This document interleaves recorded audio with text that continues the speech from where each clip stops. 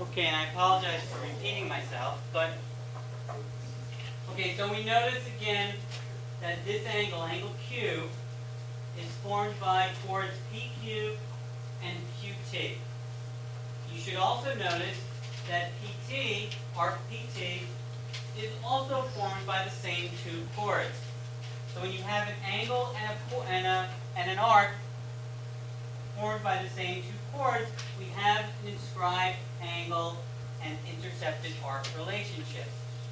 So if the measure of this angle is 60, then what is the measure of the intercepted arc that goes with it? 120. If they give you the angle times 2 gives you the arc. So here, the angle is 60. So we do 60 times 2 is going to give us the measure of arc PT. 60 times 2 is 120. So we know that A is 120 degrees. Okay, everybody follow that? Okay, now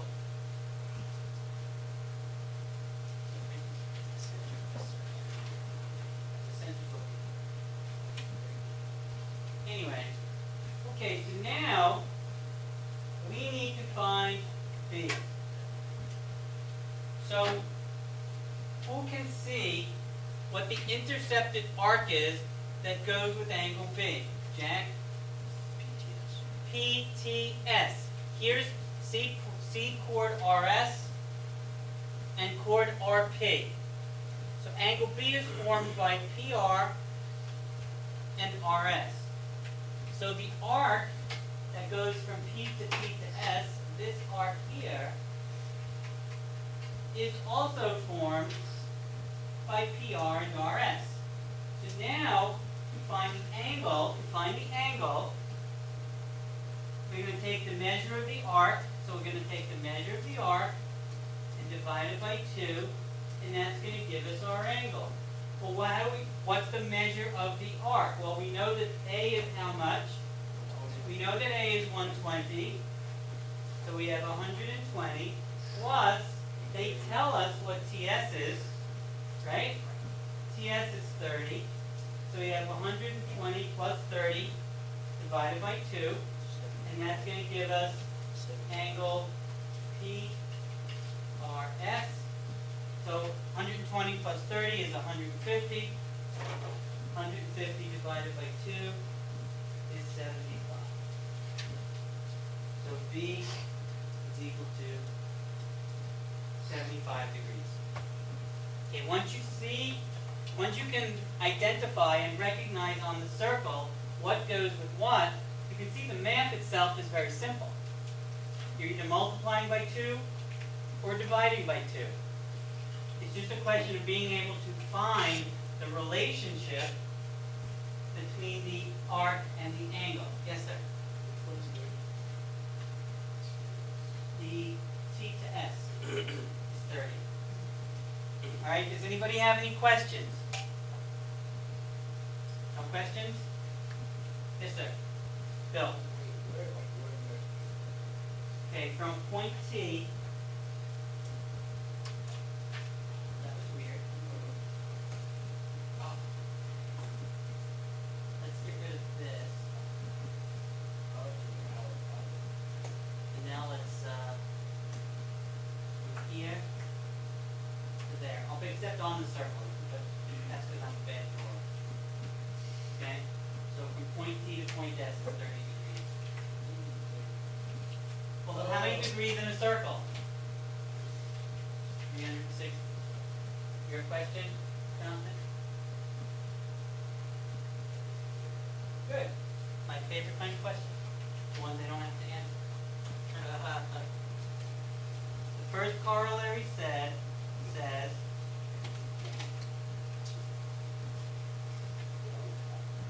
two inscribed angles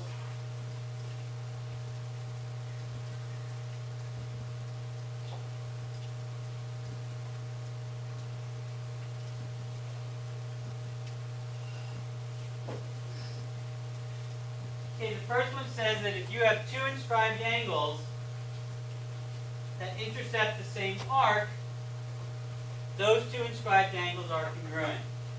And so here you see a picture. At angle A and angle B, you can see that even though the angles are different, and even though they're both formed by different chords, they both relate to the same arc. They both relate to this arc that goes over the top, like an ice cream cone. So you notice that angle A is formed by this first line and then the second line, and that angle B is formed by two different lines, and yet they are both going to the same intercepted arc. So that makes them congruent.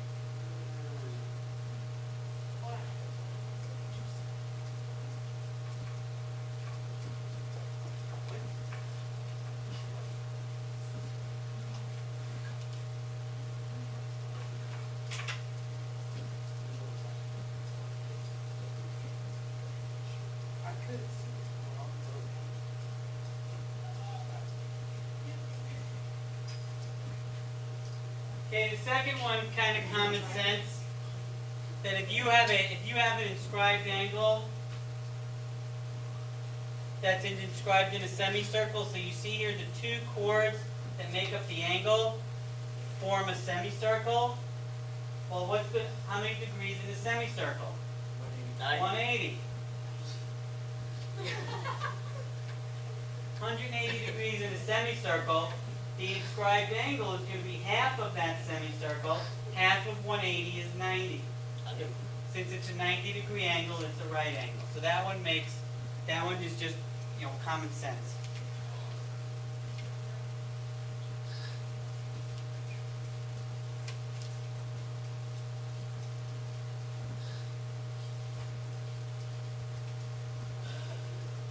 So it doesn't matter where they intercept. If they intercept, then they're congruent. What? It's two inscribed angles. Not the angles don't intersect. These angles don't intersect. But they have the same arc. They have the same intercepted arc. Oh. Then those angles are going to be congruent. And you think about it. If this is 100, and then this angle is going to be 50 because it's formed by this chord and this chord, right? So it's 50. But this angle, angle B, is also goes to the same 100-degree chord. Even though the lines that form it are different, since they go to the same intercepted arc, they're going to be the same number of degrees. Right? Pretty common sensey.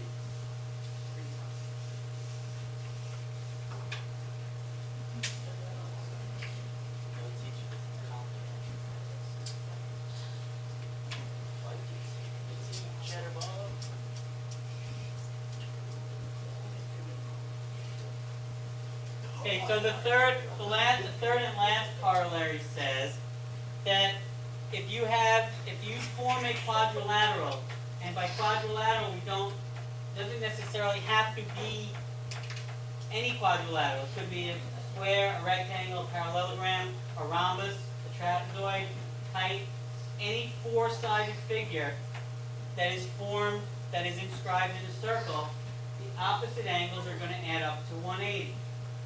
That's what supplementary means, remember?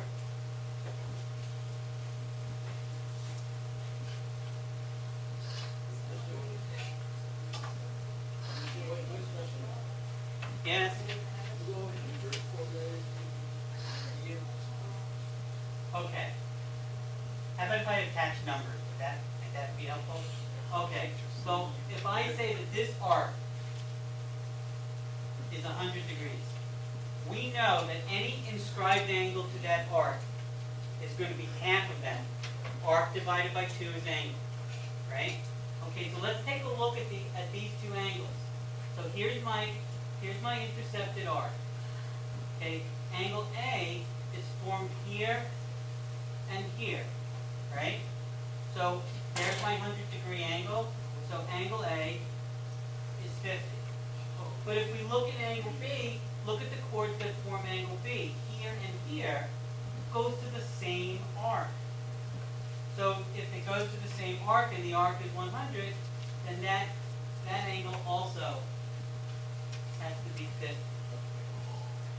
But you can save yourself the trouble of having to figure it out by simply remembering that the two angles that go with the same intercepted arc are congruent. You don't have to go through this, okay, this one's 50 and this one is 50. Oh, look, they're the same. You can just skip to right to, oh, look, they're the same. Okay? Okay, does anybody have, that was a very good question though, thank you. Does anybody have any other questions about any of these three corollaries? Alright, so let's see how we might use them in an actual problem.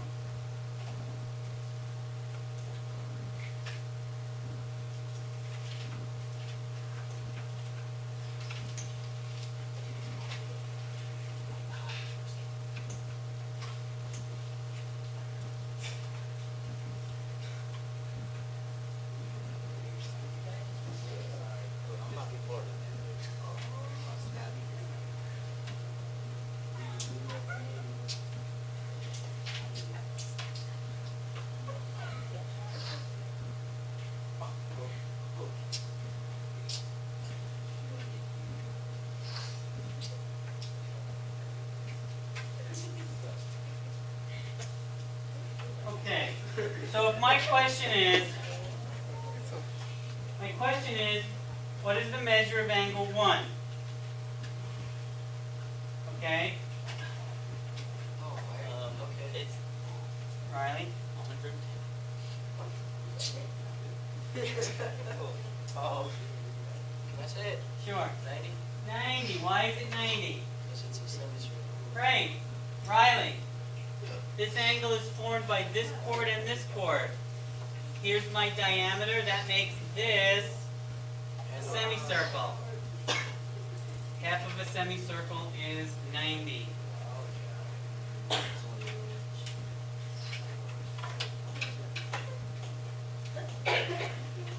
Bless you, friend.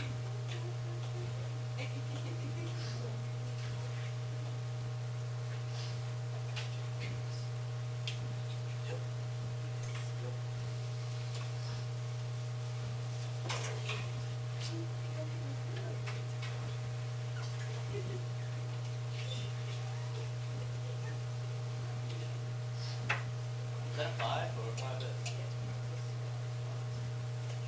What? We're talking about the circle.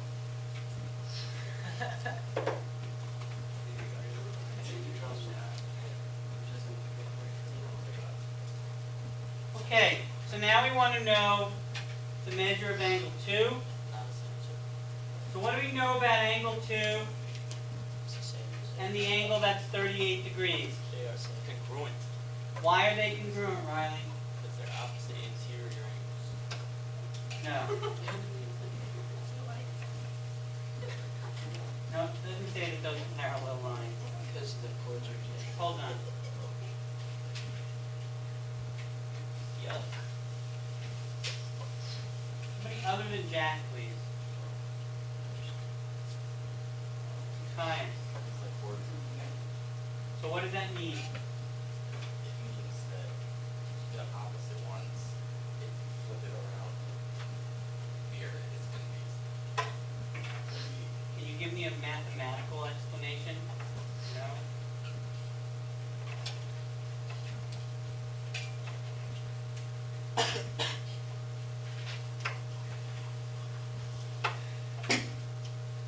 Okay, let's go through this.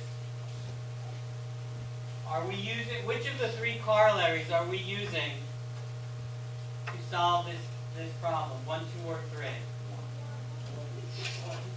2. 1. Okay. What does corollary 1 say? Girls in the back, you need to be quiet. Two inscribed angles that intersect the same arc. Okay, good. What do you notice about angle 2 and the angle that's 38 degrees?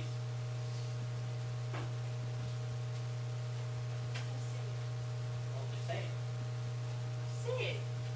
Friggin' words. So if you wrote it down, you would be able to. So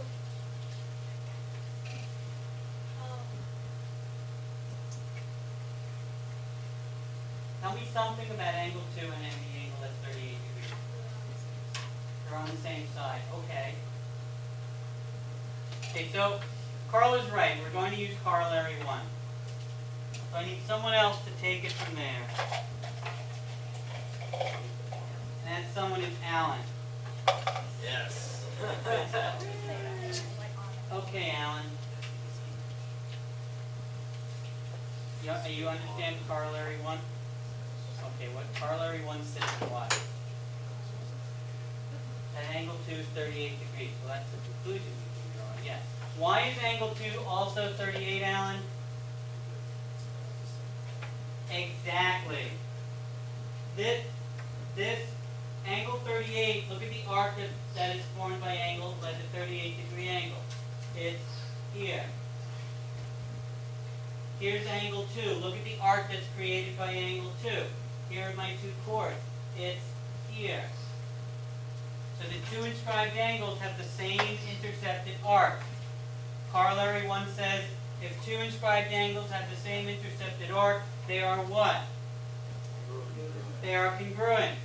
Therefore, if this angle is 38 degrees, angle 2 has to be 38 degrees.